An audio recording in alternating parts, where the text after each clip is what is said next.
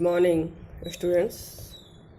आप लोग अब एमए फाइनल में आ चुके हैं और मैं एमए फाइनल का जो कंपलसरी पर्चा है international relations and contemporary issues in the world उसको लेने जा रही हूँ। सबसे पहला जो सवाल उठता है स्टूडेंट्स के सामने और सबके सामने कि अंतर्राष्ट्रीय राजनीति को पढ़ने की क्या ज़रूरत है या अंतर्राष्ट्रीय संबंधों की इतनी क्या इम्पोर्टेंस है जिसको कि एक पेपर के रूप में पढ़ाया जाना चाहिए। तो इसमें हम देखिए सबसे पहली जो चीज़ हम लोग देखते हैं कि क्यों हम अंतर्राष्ट्रीय संबंधों का अध्ययन करना चाहते हैं। तो इसमें एक जो सबसे बड़ी चीज़ है वो ये कि अंतर्राष्ट्रीय संबंधों की जो मूल समस्या है वो राज्यों के आपसी संबंधों का क्या मूल कारण है उसका विश्लेषण करना है और उसका विश्लेषण करते हुए एक स्थायी रचनात्मक विश्वव्यापी शांति की परिस्थितियों का निर्माण करना है जिसमें सभी राष्ट्र सह अस्तित्व के आधार पर अपना विकास कर सकें। अक्सर ये मान करके चला जाता है कि हमने न्यूज़पेपर पढ़ लिया और न्यूज़पेपर के माध्यम से हम ये मान लेते हैं कि हमको अंतर्राष्ट्रीय संबंधों की जानकारी हो गई, लेकिन ये एक ऐसा विषय है जिसके ऊपर केवल अखबार के माध्यम से ही हमारी गाड़ी नहीं चल सकती, क्योंकि अंतर्राष्ट्रीय संबंधों में जो मुख्य समस्या है वो राष्ट्रों का अपना जो आपसी व्यवहार है और जो आचरण है उसके बुनियादी सिद्धांतों का पता लगाना है, जहाँ पर अंतर्राष्ट्रीय संबंधों के अध्ययन के माध्यम से विद्यार्थी ये पता लगाने का प्रयास करता है कि राष्ट्र क्यों सहयोग करते हैं और एक तरफ सहयोग की बात करते हैं, शांति की बात करते हैं, वार्ता की बात करते हैं, लेकिन फिर युद्ध क्यों करते हैं। इसी प्रकार से एक ये भी सवाल रहता है कि राष्ट्र शक्तिशाली क्यों बनना चाहते हैं और क्यों लगातार शक्ति को प्राप्त करने के प्रयास में वो लगे रहते हैं। एक तरफ वो शांति के लक्ष्य की दुहाई दे रहे हैं और इसके लिए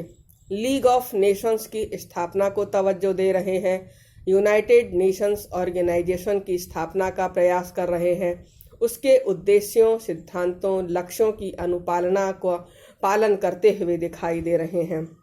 लेकिन दूसरी तरफ जब भी कभी उनके नेशनल इंटरेस्ट टकराते हैं, उनका नेशनल ईगो टकराता है, उसी समय वो यूएनओ के सिद्धांतों को एक सेकंड में तिलांजलि दे देते हैं। इसी प्रकार से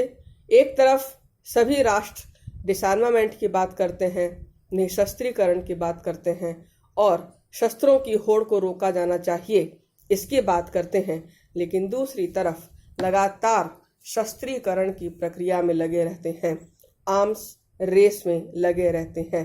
तो क्या वजह है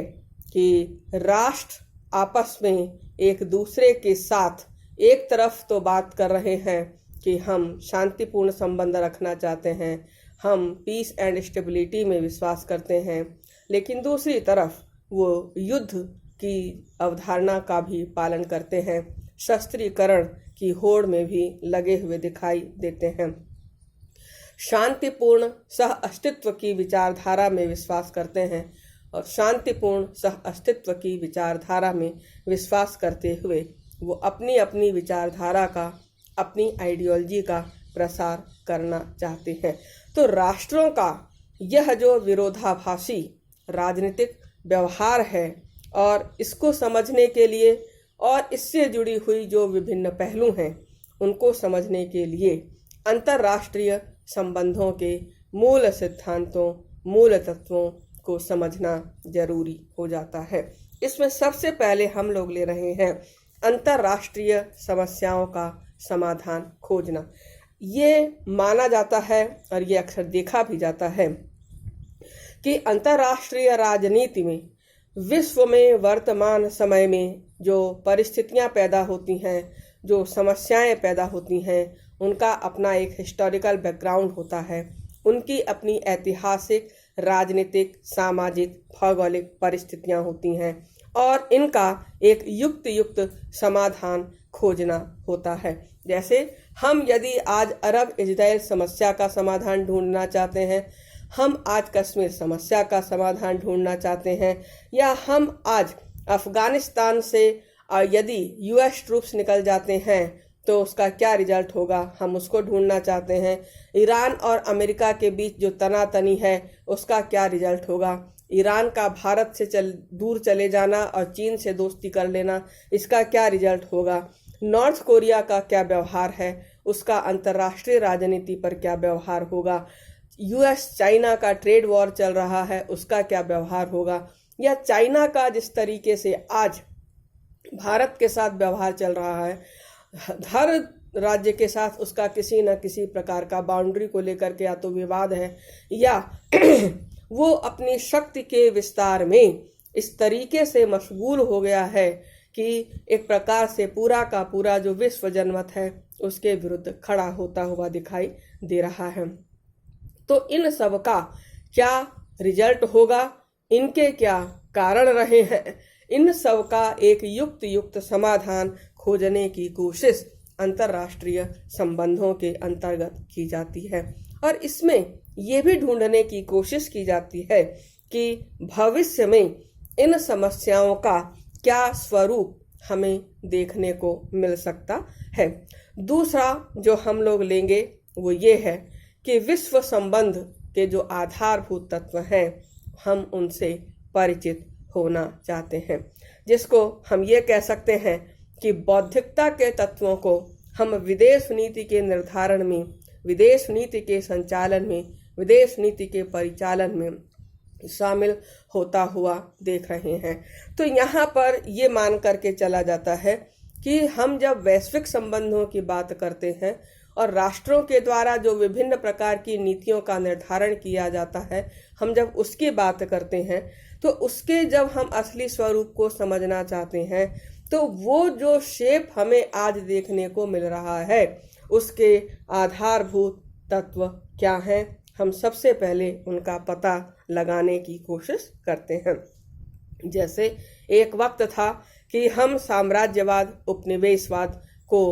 अध्ययन का मुख्य आधार माना करते थे, लेकिन साम्राज्यवाद, उपनिवेशवाद की बेड़ियां टूटने के बाद जो विश्व राजनीति है, जो अंतर्राष्ट्रीय राजनीति है, उस अंतर्राष्ट्रीय राजनीति को निर्धारित करने वाले हमें अन्य दूसरे तत्व उभरते हुए दिखाई दिए, जिसमें हम निशस्त्रीकरण को लेंगे, हम नेशनलिज्म की भावना को लेंगे, उभरते हुए नए राष्ट्रों को लेंगे, क्या उनकी समस्याएं हैं, क्या उनकी भूमिका है, क्या उनकी एस्पिरेशंस है, क्या उनकी आकांक्षाएं हैं, वो अंतर्राष्ट्रीय राजनीति में किस प्रकार का रोल प्ले करना चाहते हैं। इसी प्रकार से इंटरनेशनल ट्रेड का क्या स्वरूप होगा, उसमें हर राष्ट्र की अपनी अपनी क्या इच्छाएं हैं, क्या उनकी पॉलिसीज हैं, किस प्रकार से वो नीतियों का निर्धारण करना चाहते हैं, उसको वो डालेंगे। इसी प्रकार से अर्थव्यवस्था का भूमंडलीकरण जब से हुआ है और नई अंतर्राष्ट्रीय अर्थव्यवस्था की बात जब से उठी है और चल रही है, तब से हमें अंतर्राष्ट्रीय संबंधों के अध्ययन के अंतर्गत ये जो आइडियोलॉजिकल फैक्टर्स हैं, ये जो आइडियाज हैं, उनको हम देखने की कोशिश करते हैं। तो अंतर्राष्ट्रीय संबंधों के अध्ययन से ही विश्व संबंधों के जो निर्धारक तत्व होते हैं, जो निर्माणकारी तत्व होते हैं, हम उनका अध्ययन करना चाहते हैं। अब इन मुद्दों के अलावा वर्तमान समय में हम यदि देखें तो हम उसमें ग्लोबल वार्मिंग को ले सकते हैं, हम उसमें टेररिज्म को ले सकते हैं, हम उसमें इकोनॉमिक प्रॉब्लम्स को ले सकते हैं। मीन्स आज जो international trade and tariff, commerce और ट्रेड, ये जो एक मुख्य आधार बन गया है, जिसने पूरी की पूरी विश्व राजनीति को एक तरीके से आमूल चूल रूप में परिवर्तित कर दिया है, इसने अंतर्राष्ट्रीय राजनीति को, अंतर्राष्ट्रीय संबंध को बहुत ही ज़्यादा प्रभावित किया है। तो यहाँ पर हम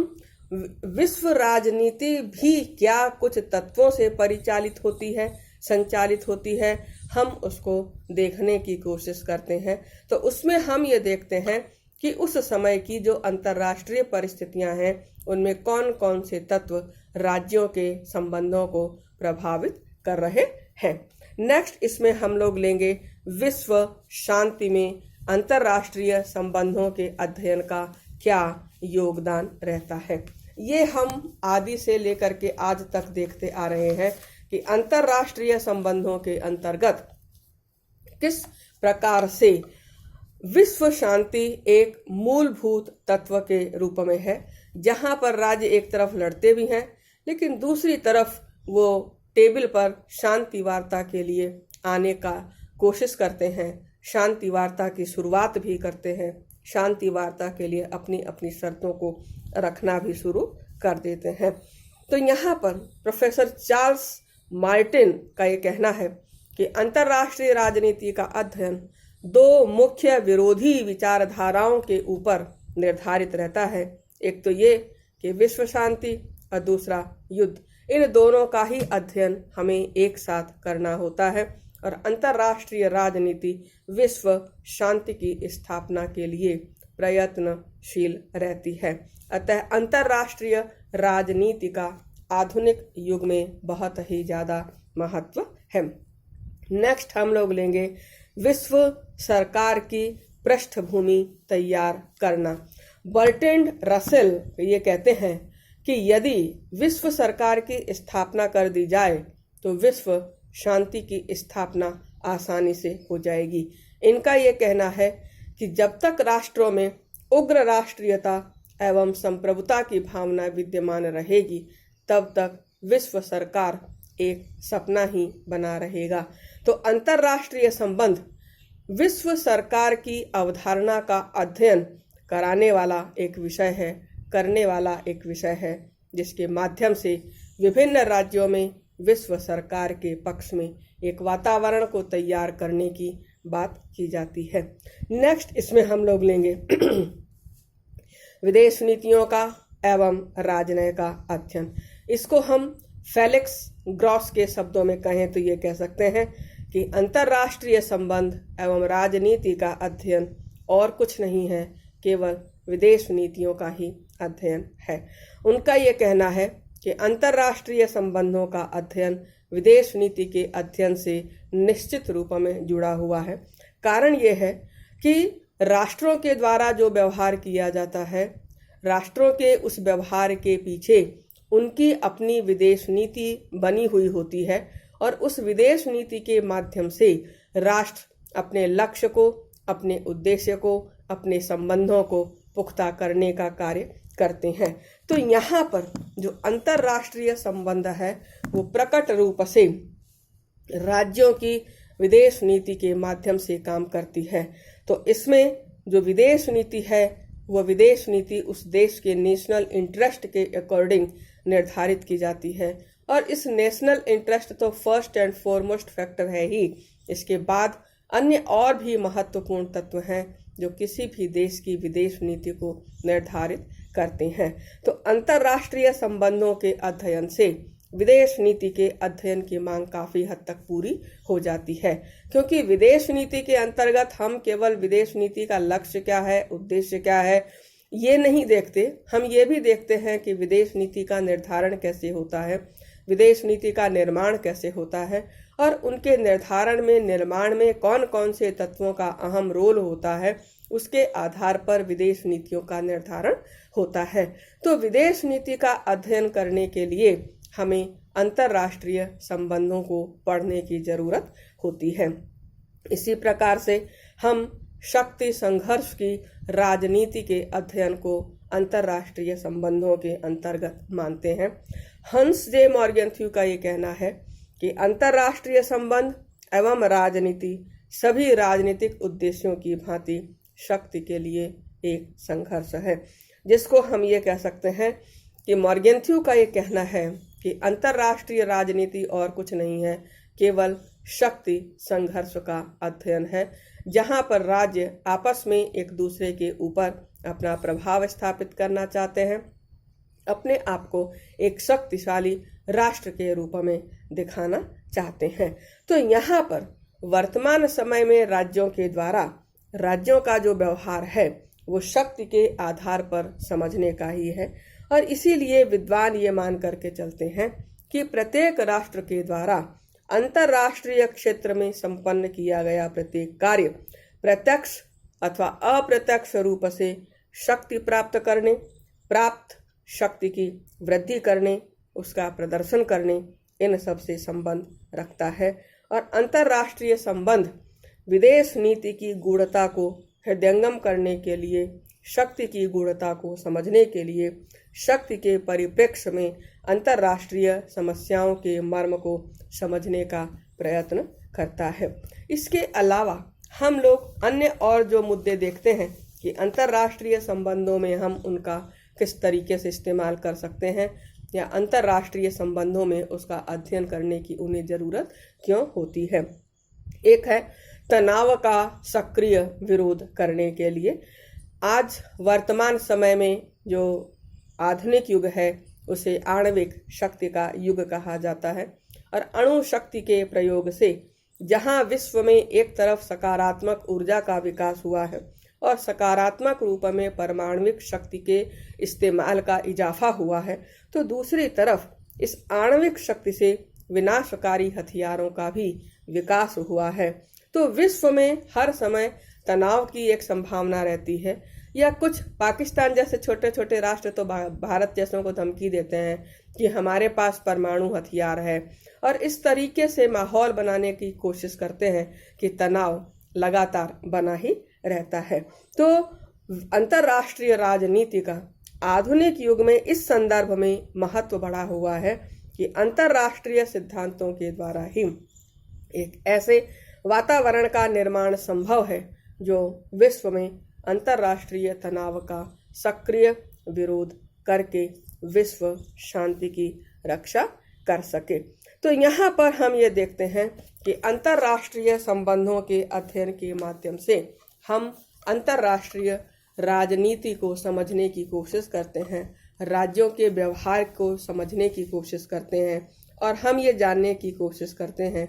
कि कुछ निश्चित परिस्थितियों में व्यक्तियों के द्वारा, राष्ट्रों के द्वारा किस प्रकार का व्यवहार किया जाता है, और जिसके आधार पर यह जानने की कोशिश की जाती है, यह जाना जा सकता है कि वांछित अंतरराष्ट्रीय व्यवस्था की स्थापना के लिए किन परिस्थितियों को प्रोत्साहन दिया जाना चाहिए और किन परिस्थितियों को हतोत्साहित किया जाना चाहिए। Thank you.